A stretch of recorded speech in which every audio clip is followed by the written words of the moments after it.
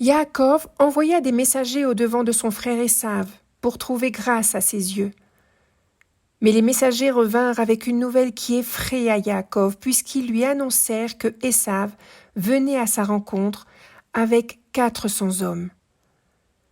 Ne sachant pas ses intentions, mais prévoyant le pire, Yaakov s'organisa afin de protéger au mieux sa grande famille.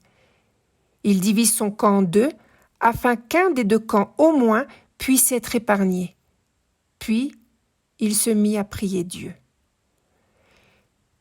D'abord, il le remercia de toutes les bontés qu'il lui avait accordées. Après, il lui demanda de l'aider dans ce combat inégal contre les troupes d'Ésav. Dieu même ne lui avait-il pas demandé de revenir dans son pays natal pour lui faire du bien et multiplier sa postérité ?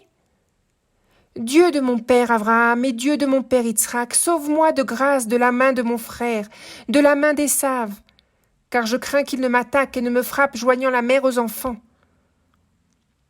Au matin, il décida d'envoyer des cadeaux à Ésav afin d'apaiser sa colère et peut-être éviter un affrontement. Il lui prépara chèvres, boucs, brebis et béliers, ainsi que des chameaux, des vaches, des taureaux, des ânesses et des ânes. Chaque troupeau, guidé par un serviteur, devait avancer vers Ésav, les uns derrière les autres, en laissant un intervalle entre les groupes. Yaakov et le reste du camp devaient les suivre. Chaque groupe devait se présenter à Ésav en lui précisant qu'il était envoyé par Yaakov afin de lui rendre hommage, puis ajouter que Yaakov suivait le cortège. Il espérait ainsi éloigner graduellement la colère d'Ésav et éveiller chez lui de la bienveillance.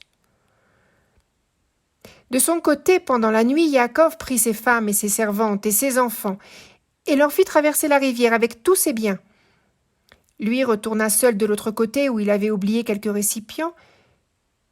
Mais durant cette nuit-là, alors qu'il se trouvait seul, un homme vint lutter avec lui jusqu'à l'aube. L'homme, sentant Yaakov invincible, le blessa à la hanche, puis lui demanda de le laisser partir, car il ne pouvait se débarrasser de son étreinte. Yaakov refusa de le lâcher avant que celui-ci le bénisse. Alors l'homme, qui était en fait l'ange d'Ésav, lui demanda « Quel est ton nom ?» Yaakov lui donna son nom. « Yaakov !» L'ange lui déclara que Yaakov ne serait désormais plus son nom, mais bien Israël. Car tu as lutté avec le divin et avec les hommes, et tu as triomphé. Quand à son tour Yaakov lui demanda son nom, celui-ci ne lui donna pas, mais lui octroya une bénédiction, sur place. Cet endroit, Yaakov le nomma Péniel, parce qu'il avait vu un ange de Dieu face à face, et sa vie était restée sauve. Voilà. Quand le soleil se leva, Yaakov boitait à cause de sa hanche blessée. Depuis lors, les enfants d'Israël ne mangent plus le nerf sciatique que l'on trouve dans la cavité de la hanche, car Yaakov a été blessé à cet endroit.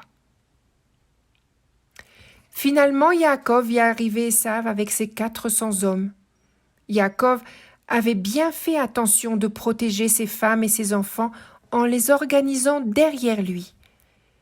Il avait placé les servantes et leurs enfants au premier rang, Léa et ses enfants, puis Rachel et Yosef en dernier. En arrivant devant Ésav, il se prosterna à terre 7 fois. Alors Ésav accourut vers lui et l'embrassa. Ils pleurèrent. Yaakov lui présenta ses femmes et ses enfants, puis Ésav lui demanda ce que signifiaient toutes les troupes qu'il avait croisées et qui le précédaient. Yaakov lui expliqua qu'il venait lui offrir des cadeaux afin d'obtenir sa bienveillance. Ésav prétexta dans un premier temps qu'il n'avait nullement besoin de ses biens à lui.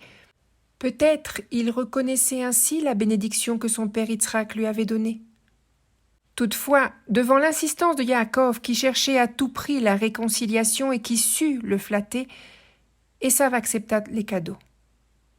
Mais lorsque ce dernier proposa à Yaakov de l'accompagner dans son périple, Yaakov refusa, en prétendant que la vitesse du pas d'Ésav ne pouvait convenir à ses enfants et à son troupeau encore jeune et délicat. Malgré l'insistance d'Ésav pour laisser avec lui quelques-uns de ses hommes, Yaakov lui fit comprendre qu'il n'attendait aucune récompense de sa part, et que tout ce qu'il avait fait jusqu'à présent était seulement pour être aimable à ses yeux. Alors Ésav s'éloigna et retourna à Séhir. Quant à Yaakov, il se dirigea vers Sukkot. Puis il continua son chemin et arriva intègre à Shechem, sur la terre de Canaan, guéri dans son corps, riche de possessions et riche de connaissances de Torah. Yaakov y acheta une parcelle de champ des mains de Hamor pour 100 pièces de monnaie. Il établit sa tente, puis érigea un autel qu'il dénomma le Seigneur et le Dieu d'Israël, car Dieu l'avait toujours accompagné et sauvé de ses ennemis. Un jour que Dina, la fille de Léa, était sortie se promener pour faire connaissance avec les filles de l'endroit, elle se fit remarquer de Shechem, le fils du gouverneur du pays. Celui-ci la fit prisonnière, puis s'attacha à elle et voulut l'épouser. Il demanda alors à son père « Obtiens-moi cette jeune fille pour épouse ». De son côté, Yaakov apprit que la situation n'avait pas été honorable pour Dina.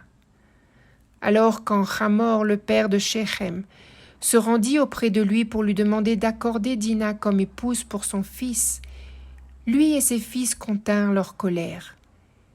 Ils écoutèrent les propositions du gouverneur. Alliance, hospitalité, mariage. Le père de Shechem multipliait les propositions afin d'éveiller leur bienveillance et trouver un compromis. Les fils de Yaakov usèrent alors de ruse, car rien n'apaisait leur colère. Ils demandèrent à Hamor la circoncision de tous les hommes du pays, lui expliquant que seulement alors ils accepteraient une alliance entre les deux peuples et permettraient le mariage de Dina. Cet accord plut au gouverneur et à son fils. Pressé qu'il était d'épouser Dina, Shechem se hâta de parler aux habitants de la ville afin de les convaincre d'accepter la circoncision. Il sut en fait présenter cet accord à leur avantage, en modifiant quelque peu les termes, et le peuple accepta. Alors tous les hommes de la ville furent circoncis. Mais au 3e jour, au plus fort de leur convalescence, Shimon et Lévi, qui étaient déterminés à venger le déshonneur de leur sœur, passèrent tous les hommes au fil de l'épée.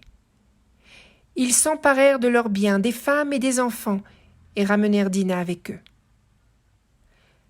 Quand Yaakov apprit ce qu'ils avaient fait, il en fut grandement troublé, et les réprimanda pour leur comportement envers ce peuple, et cela malgré les justifications avancées par ses fils. Dieu expliqua alors à Yaakov qu'il n'aurait pas dû s'attarder dans cet endroit, et qu'à présent il devait partir, continuer son chemin jusqu'à Béthel, vers son père. Yaakov s'adressa alors à sa famille et à tous ses serviteurs. Il leur demanda de faire disparaître tous les dieux étrangers qu'ils pouvaient avoir en leur possession du butin de Shechem, puis de se purifier et de changer de vêtements. Il leur expliqua qu'ils partiraient ensemble jusqu'à Béthel, afin de construire un autel en l'honneur de Dieu qu'il avait toujours accompagné et protégé. Avant de partir, Yaakov enterra sous un arbre près de Shechem tout ce que ses gens lui avaient remis. Enfin, ils quittèrent ce pays.